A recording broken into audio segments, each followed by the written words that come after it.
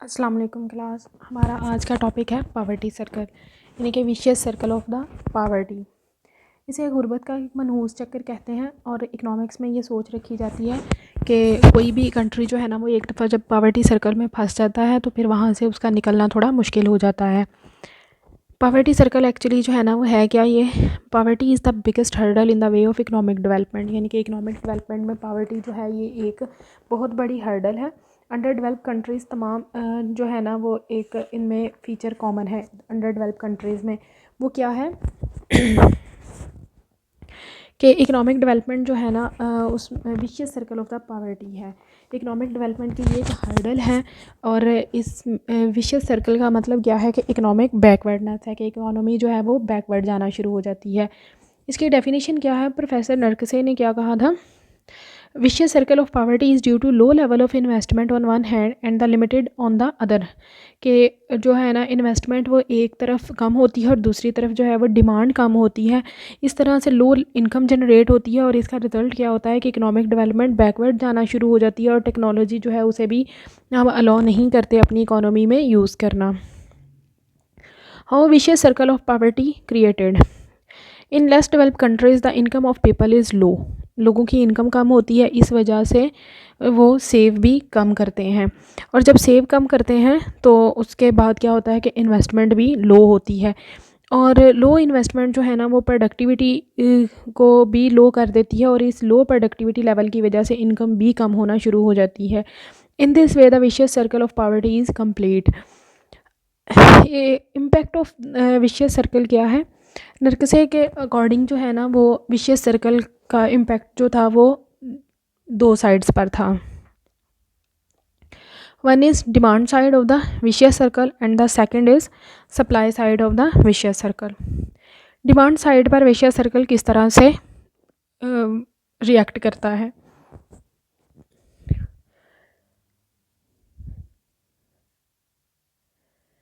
Law of income है,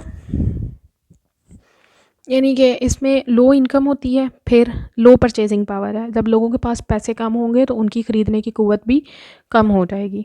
then low demand है, फिर जो है ना वो उनकी डिमांड भी चीज़ों की कम होगी। देन लो इन्वेस्टमेंट है और फिर कम प्रोडक्टिविटी है और फिर अगेन जो है ना वो लोगों की इनकम कम जनरेट होगी और इस तरह से ये सर्कल जो है ना वो कंप्लीट हो जाएगा। देन है supply side of the vicious circle. Supply side पर ये किस तरह से रिएक्ट करता है, लो इनकम होती है, जब लो इनकम होती है तो सेविंग्स लो हो जाती हैं, सेविंग्स लो हो तो इन्वेस्टमेंट कम हो जाती है, जैसे कि अभी हम पढ़ते आए हैं कि savings is equal to investment होती है। तो सिमिलरली फिर लो सेविंग्स जो हैं वो लो इन्वेस्टमेंट को क्रिएट करेंगी, देन लो कैपिटल होगा, फिर लो प्रोडक्टिविटी होगी और अगेन जो है ना वो लो इनकम जनरेट होगी और इस तरह से ये सर्कल जो है ना सप्लाई साइड पर भी कंप्लीट हो जाएगा।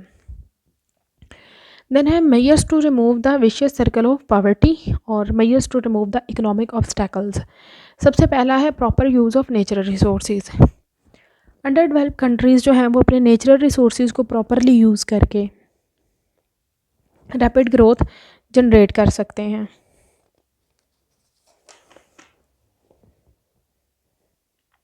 सेकंड वन है population control.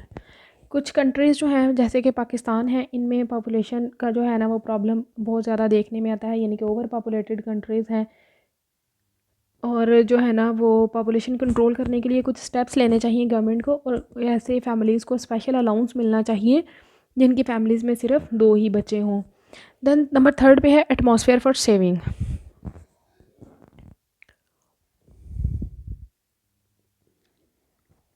Government should take proper steps to create the atmosphere which increase the savings. Government को जो है ना कुछ ऐसी पॉलिसीज़ कुछ ऐसे स्टेप्स लेना चाहिए जिसकी वजह से सेविंग्स जो है ना उसका एटमॉस्फेयर क्रिएट हो सके। देन है इनकरेजिंग द इन्वेस्टमेंट, और इन्वेस्टमेंट को भी जो है ना वो इनकरेज करना चाहिए। अगर लो इन्वेस्टमेंट होगी तो लो इनकम होगी, इसीलिए इन्वेस्टमेंट को इनकरेज करना चाहिए ताकि लेवल ऑफ आउटपुट भी इंक्रीज़ हो और उसके साथ ही फिर आपका इनकम का लेवल जो है ना वो भी इंक्रीज़ हो जाए।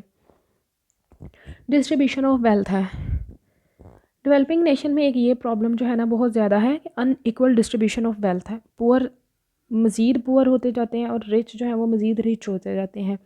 अनइक्वल डिस्ट्रीब्यूशन की वजह से कंजम्पशन लेवल भी अनइक्वल होता है, स्मूथ नहीं होता। अगर वेल्थ जो है वो इक्वली डिस्ट्रीब्यूट की जाएगी तो फिर कंजम्पशन लेवल और डिमांड लेवल दोनों स्मूथ हो जाएंगे और इंक्रीज़ भी होंगे। देन है सेल्फ रिलायंस। जब डेवलपिंग नेशंस जो हैं जैसे कि पाकिस्तान है फॉरेन डेट लेते हैं तो एक बर्डनाइज्ड हो जाती हैं नेशन। इसलिए इस तरह की पॉलिसीज़ जो है ना वो इख्तियार करनी चाहिए कि कुछ ऐसे प्रोजेक्ट हम बनाएं जिससे हम जो है ना वो अपने आप को खुद फाइनेंस यानी कि सेल्फ फाइनेंसिंग कर सकें। स्किल्ड पीपल हैं, पाकिस्तान जैसे कंट्री में स्किल्ड पीपल की ऑलरेडी शॉर्टेज है और फिर बहुत सारे लोगों को जो है ना वो अब्रॉड भेज दिया जाता है फॉर ट्रेनिंग और द हायर एजुकेशन। और यही स्किल्ड पीपल जो होते हैं ये पाकिस्तान का एसेट भी हैं, तो इसलिए जो है ना वो ये काफ़ी प्रॉब्लमेटिक है कि बहुत सारे लोग जो अब्रॉड जाते हैं वो फिर वापस आना पसंद भी नहीं करते। देन है stable monetary. Under develop countries में जो है ना परचेजिंग पावर लोगों की ऑलरेडी कम होती है और कुछ ऊपर से इन्फ्लेशन रेट भी हाई होता है, तो स्टेबल मॉनेटरी पॉलिसी इख्तियार करनी चाहिए ताकि इन्फ्लेशन रेट को कंट्रोल किया जा सके और लोगों की परचेजिंग पावर कुछ अप हो सके। डी नेशनलाइजेशन है, जो नेशनलाइज इंडस्ट्रीज़ हैं जैसे कि पाकिस्तान में हैं वो लॉस में जा रही हैं आजकल, तो इसलिए डी नेशनलाइजेशन पॉलिसी इख्तियार की जा रही है ताकि इन्वेस्टमेंट को प्रमोट किया जा सके और आउटपुट को इन्हांस किया जा सके। देन है इम्प्रूवमेंट ऑफ टेक्नोलॉजी है। डेवलपिंग कंट्रीज़ जो हैं वो इकोनॉमिक प्रोग्रेस को इम्प्रूव करने की कोशिश करती हैं और कुछ जो है ना वो सेक्टर्स में एडवांस टेक्नोलॉजी यूज़ की जा रही है। देन है कंटेनिंग कंजम्पशन है। लिविंग स्टैंडर्ड डेवलपिंग कंट्रीज़ में लोगों का लो होता है, इसलिए जो है वो कंजम्पशन लग्जरी और सेमी लग्जरी गुड्स की कंट्रोल करनी चाहिए। डेवलपमेंट प्लान्स है, डेवलपमेंट प्लान्स को जो है ना वो प्रॉपरली अवेल करना चाहिए ताकि जो एम्प्लॉयमेंट रेट है वो ज़्यादा हो सके इकोनॉमी में। देन है पॉलिटिकल स्टेबिलिटी है। पॉलिटिकल स्टेबिलिटी इकोनॉमिक डेवलपमेंट के लिए बहुत ही ज़रूरी है। कोई भी इकोनॉमी जितनी पॉलिटिकल स्टेबल होगी वो इस बात को इंश्योर करेगी कि लोग यहाँ पर इन्वेस्ट करेंगे और जब इन्वेस्ट करेंगे तो फिर जो है ना वो अल्टीमेटली आउटपुट लेवल इंक्रीज़ होगा, investment level income level increase होगा, देन सेविंग इंक्रीज़ होगी, देन लिविंग स्टैंडर्ड इंक्रीज़ होगा और इकोनॉमी ऑटोमेटिकली जो है ना वो डेवलपमेंट की तरफ मूव करना शुरू कर लेगी। देन है इस्लामिक इकनॉमिक सिस्टम है। इस्लामिक स्टेट जैसे कि पाकिस्तान है और इसके लिए इस्लामिक इकनॉमिक सिस्टम को अडॉप्ट करना इंतहाई ज़रूरी है।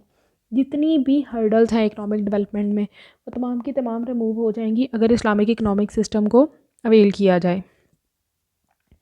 अनइक्वल डिस्ट्रीब्यूशन ख़त्म हो जाएगी, ये एक बहुत बड़ा प्रॉब्लम है, लेकिन किस तरह से जब हम economic system Islamic economic system को अडॉप्ट करते हैं तो फिर हम ज़कात करते हसना देते हैं, सदका फ़ितर देते हैं, इस तरह की चीज़ों से फिर क्या होता है कि लोगों जो है ना लोगों के पास इनकम जनरेट हो जाती है, फिर अनइक्वल डिस्ट्रीब्यूशन ख़त्म हो जाती है और कंजम्पशन और करप्शन जो है ये भी ऑटोमेटिकली रिमूव हो जाएगी अगर इस्लामिक वे पर जो है वो इकॉनमी रन करेगी।